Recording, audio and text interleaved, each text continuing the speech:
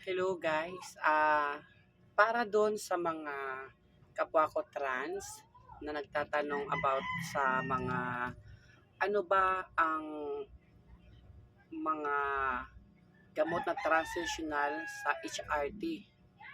Ayun, para sa HRT, ako kasi yung tinitake ko, ito ipapakita ko sa inyo.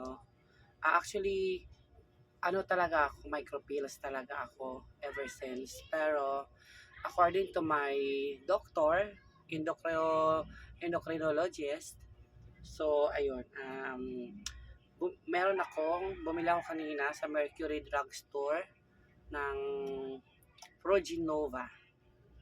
Ayan guys, Progenova, ayan, Progenova, ito siya. As you can see, Progenova, tapos ayan yung capsule. Sa isang box, mayroong 28 na tablet. Sorry, tablet pala. So, tapos, meron din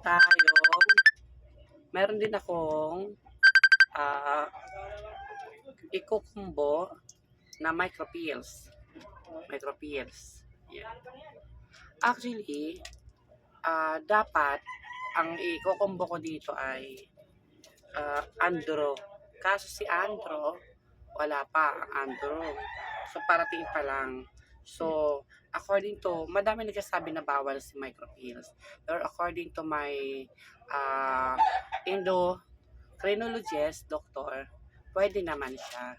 Pero, dapat sang basis lang. So, pero much better daw talaga kung si Andro ang combo nito. Then, maliban doon, nirecommend niya rin sa akin ang potency, vitamin C. So, ito. So, yan.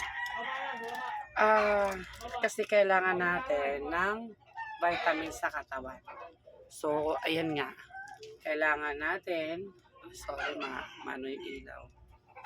Para hindi lang siya lahat pa mga pills o para sa hormone, mas maganda pa din kung mayroon pa rin tayong vitamins na iti-take. So for now, Progenova muna and micro.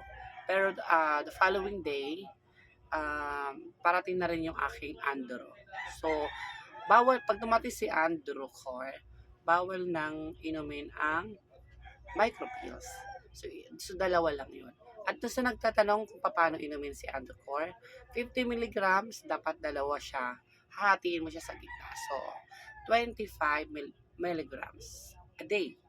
So, hindi mo pwedeng inumin ang isang tablet na 50 milligrams sa isang araw kasi it can cause overdose.